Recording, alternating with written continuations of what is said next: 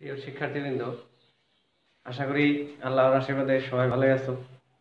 আমি গত ক্লাসে যে বিষয় নিয়ে আলোচনা করেছি এর পরবর্তীতে আজকের ক্লাসে আলোচনা করব ওই গ্রামাটিক্যাল পার্টেরই অন্য একটি অংশ। সেটি হচ্ছে components of sentence, conditional sentences and modifiers. তো এ বিষয়ে আমাদের বিএম শাখার একাদশ শ্রেণী ছাত্রছাত্রীদের ইংলিশ ফার্স্ট পেপার বইয়ের অন্তর্গত। তো এটি গুরুত্বপূর্ণ একটা টপিকস। এ বিষয়ে আমাদের যে ধরনের কোশ্চেনগুলি বোর্ডে আসে সেগুলি হচ্ছে যে identify subject, object, appositive, conditional, modifier. তো এখন যে বিষয়টি আলোচনা করব সেটি হচ্ছে সাবজেক্ট। আমাদের এই পার্টির যে অংশ গুরুত্বপূর্ণ সেটি হচ্ছে যে সাবজেক্ট, অবজেক্ট। তো এটি আমাদের অধিকাংশ শিক্ষার্থীরাই একটি ধারণা রয়েছে। তারপরেও আমি আরেকটু বুঝিয়ে দেওয়ার জন্য চেষ্টা করছি। সেটি প্রথমে হচ্ছে সাবজেক্ট কাকে বলে, সাবজেক্ট কি, কোথায় বসে এবং সেটা আমরা কিভাবে আইডেন্টিফাই করব। তো এখন সাবজেক্ট কোন একটি বাক্যে ব্যবহৃত হয়, সেটি বাক্যের শুরুতে বসে। এখন এই সাবজেক্ট চিনব কিভাবে, বা এই সাবজেক্ট কাকে বলে, সেটি হচ্ছে কোনো একটি বাক্যে যার সম্পর্কে কোনো কিছু বর্ণনা করা হবে সেটি সাবজেক্ট। যেমন বাংলাদেশ একটি ছোট দেশ, Bangladesh is a small country. এখানে বাংলাদেশ সাবজেক্ট হিসেবে ব্যবহৃত হবে।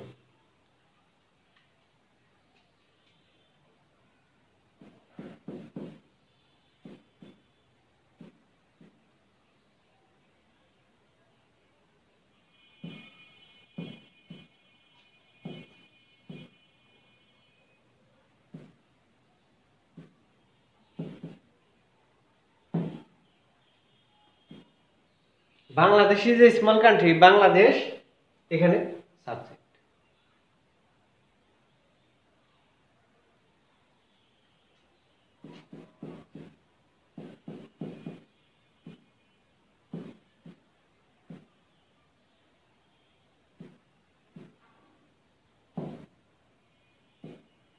হি is a good boy, he একটি subject.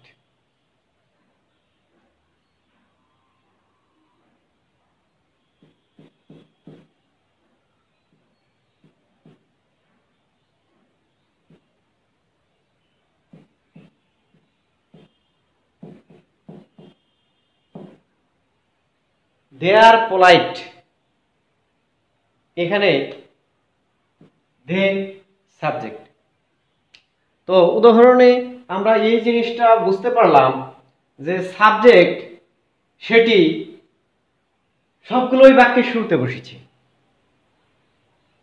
Bangladesh is a small country, এখানে বাংলাদেশ সম্পর্কে বলা হয়েছে বাক্যের বাক্য অংশই।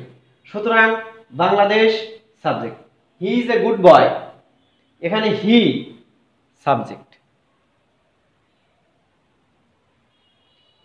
দে আর পোলাইট, তারা ভদ্র, তাদের সম্পর্কে বলা হয়েছে, সুতরাং তারা সাবজেক্ট। প্রিয় শিক্ষার্থীবৃন্দ, এখান থেকে আমরা মনে হয় ভালোভাবেই বুঝতে পারলাম যে সাবজেক্ট এর উদাহরণের মাধ্যমে যে আইডেন্টিফিকেশনের ক্ষেত্রে কোনো সমস্যা হওয়ার কথা নয়। এরপরে আমরা অবজেক্ট নিয়ে আলোচনা করব। কোনো একটি বাক্যে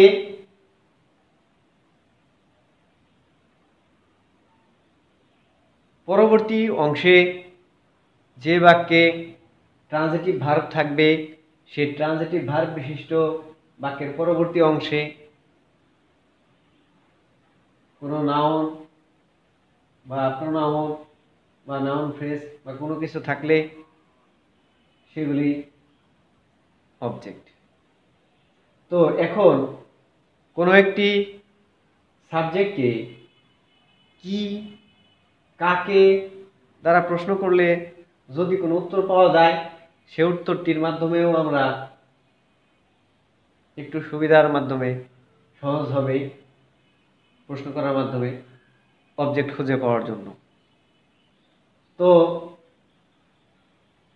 অবজেক্ট সাধারণত বাক্যের শেষের দিকে থাকে।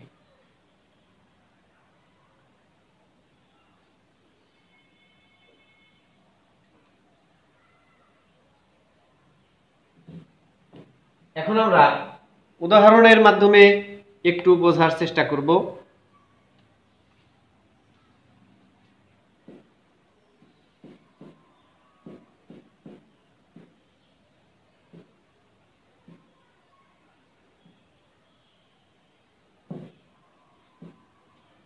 আই নিড মানি, আমার টাকা প্রয়োজন। আমার কি প্রয়োজন? টাকা। এই ভার্বকে কি দ্বারা প্রশ্ন করলে আমরা উত্তরের মাধ্যমে পেলাম?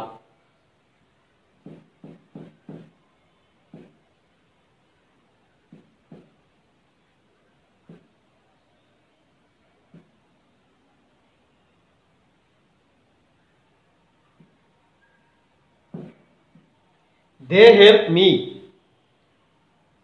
তারা সহায়তা করে আমাকে। এখানে মি অবজেক্ট। ভার্বকে আমরা যদি প্রশ্ন করি তারা কাকে সহায়তা করে, তাহলে উত্তর পাবো আমরা, উত্তরে আসবে মি। সে উত্তরটি হচ্ছে অবজেক্ট। তো বাক্যের শেষের দিকেই আমরা দুটি উদাহরণের মাধ্যমেই দেখতে পেলাম অবজেক্ট ব্যবহৃত হয়েছে।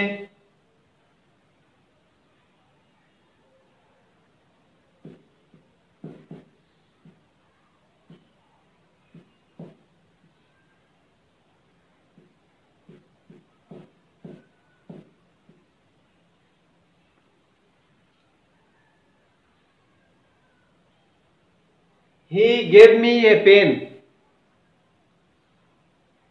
সে আমাকে একটি কলম দিয়েছে। এখানে এ পেন এটি একটি অবজেক্ট, মি আরেকটি অবজেক্ট। এখানে দুটি অবজেক্ট রয়েছে।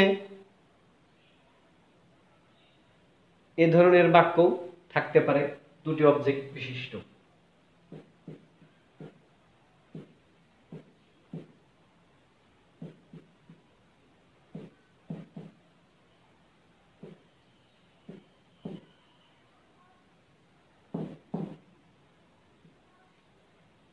We got a free country, we got a free country, এখানে a free country এটি অবজেক্ট। a free country এটি অবজেক্ট হিসেবে ব্যবহৃত হয়েছে। আমরা পেয়েছি একটি স্বাধীন দেশ, আমরা পেয়েছি কি? একটি স্বাধীন দেশ। তাহলে আমরা কি দ্বারা প্রশ্ন করে এখান থেকে উত্তর পেয়েছি? এবং এই সমস্ত ট্রানজিটিভ ভার্বগুলি পরবর্তীতে যে নাউন বা ফ্রেজ বা অবজেক্ট ব্যবহৃত হয়েছে সেগুলি অবজেক্ট।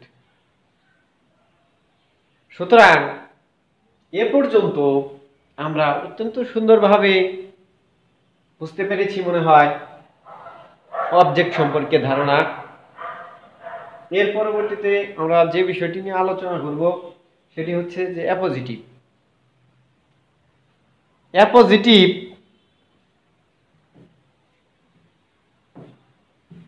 কি বা অ্যাপোজিটিভ কাকে বলে, অ্যাপোজিটিভ কোথায় বসে, এর আগে পরে কোনো কিছু থাকে কিনা, তো এই বিষয় নিয়ে আমরা এখন একটু আলোচনা করব বিশদভাবে।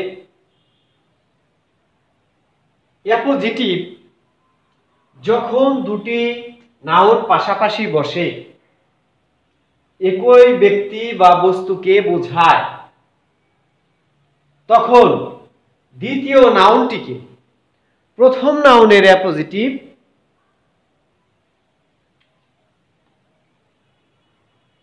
বলে। যখন দুটি নাউন পাশাপাশি বসে একই ব্যক্তি বা বস্তুকে বোঝায়, তখন দ্বিতীয় নাউনটিকে প্রথম নাউনের অ্যাপোজিটিভ বলে। এর মানে হচ্ছে অ্যাপোজিটিভ নাউন সম্পর্কে অতিরিক্ত তথ্য প্রকাশ করে।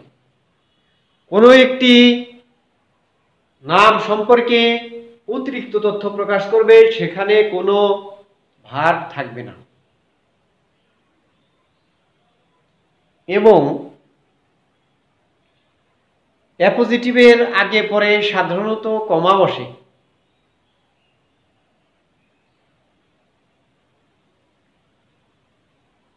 ইহা বাক্যের শুরুতে বসতে পারে, বাক্যের মাঝে বসতে পারে, আবার বাক্যের শেষের দিকেও বসতে পারে। শুধু একটি নাউনও অ্যাপোজিটিভ হতে পারে। এখন আমরা উদাহরণের মাধ্যমে একটু বোঝার চেষ্টা করব।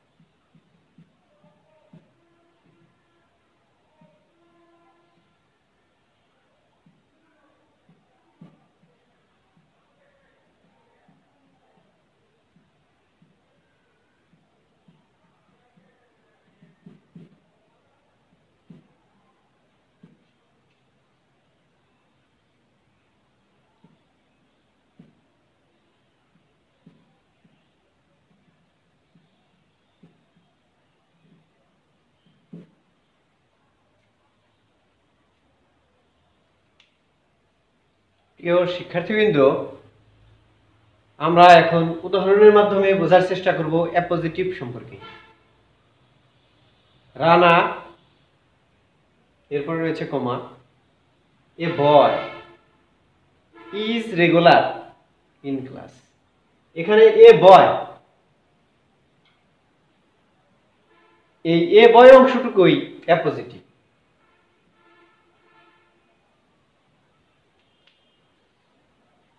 তার কারণ এখন প্রশ্ন হতে পারে যে এ বয় কেন পজিটিভ হবে।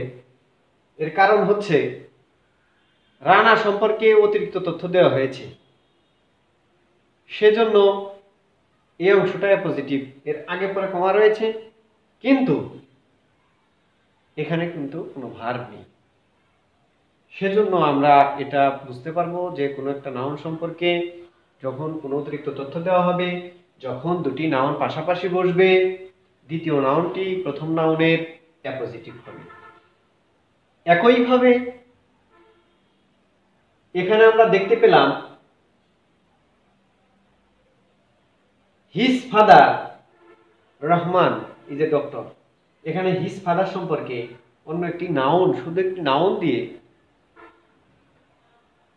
অ্যাপোজিটিভ হিসেবে ব্যবহার করা হয়েছে। এখানে মিস্টার রহমানও একটি appositive. I know Titu a doctor. এই আমি চিনি টিটুকে যে একজন ডক্টর। তো টিটুর সম্পর্কে অতিরিক্ত তথ্য দেওয়া হয়েছে এ ডক্টর।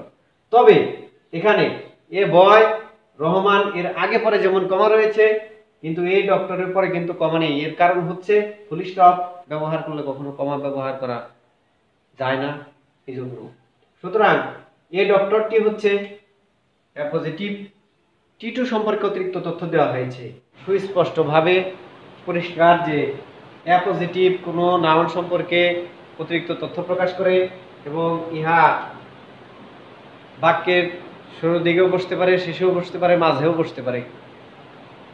পাশাপাশি দুটি নাউন সম্পর্কে অতিরিক্ত তথ্য প্রকাশ করে। প্রথম নাউনটির অ্যাপোজিটিভ হচ্ছে দ্বিতীয় নাউনটি।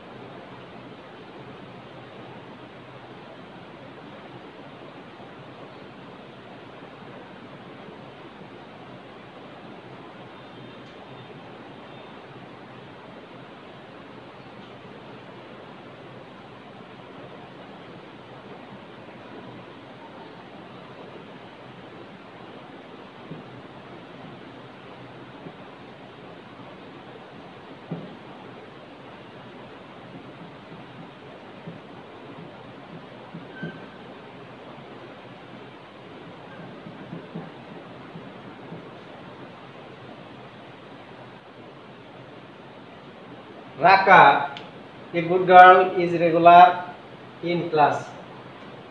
এর আগে রয়েছে we know the boy, Dhaka is the capital of Bangladesh. তবে এই তিনটি বাক্যের ভিতরে যে বিষয়গুলি লক্ষণীয়, আমাদের আইডেন্টিফাই করতে হবে যে কোনটা সাবজেক্ট, কোনটা অবজেক্ট, কোনটা অ্যাপোজিটিভ। আমাদের এই বিএম শাখার যে ধরনের কোশ্চেন হয় সেই কোশ্চেনগুলোতে identification of subject, object, appositive, conditional মডিফায়ারের ক্ষেত্রে আমাদের এই ধরনের এইভাবে কোশ্চেনগুলোর মুখোমুখি হতে হবে এবং সেগুলি আনসার করার জন্য আমাদের যে প্রক্রিয়া রয়েছে এই ধরনের কোশ্চেন আনসার করার জন্য সে প্রক্রিয়া আইডেন্টিফিকেশনের মাধ্যমে সম্পন্ন করতে হবে। যে Dhaka is the capital of Bangladesh, এখানে সাবজেক্ট কোনটি, তাহলে আমরা আনসার লেখার ক্ষেত্রে যে বিষয়টি করব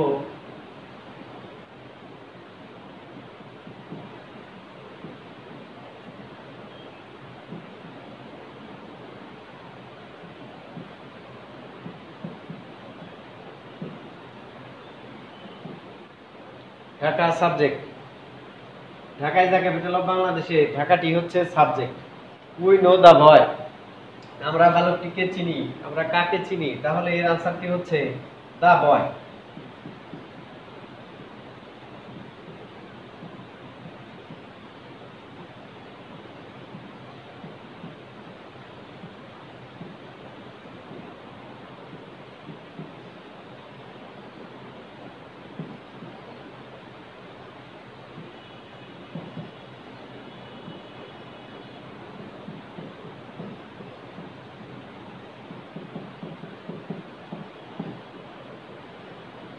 এ গুড গার্ল, রাখা সম্পর্কে অতিরিক্ত তথ্য দেওয়া হয়েছে গুড গার্লের মাধ্যমে, সেজন্য এ গুড গার্ল এটি হচ্ছে পজিটিভ।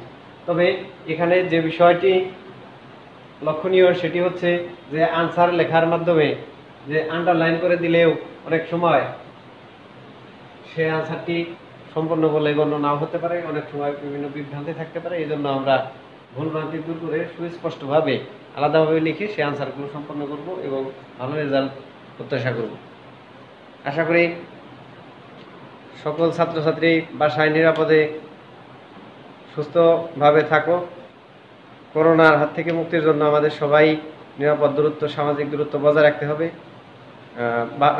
বাসার বাইরে বের হলে অবশ্যই সবাইকে বলবো মাস্ক ব্যবহার করার জন্য। বাসায় অনলাইন ক্লাসের মাধ্যমে, নিয়মিত প্র্যাকটিসের মাধ্যমে ইনশাল্লাহ সবাই ভালো একটা রেজাল্ট করতে পারবো। এই বলে আজকের ক্লাসের ইতি টানছি। ধন্যবাদ।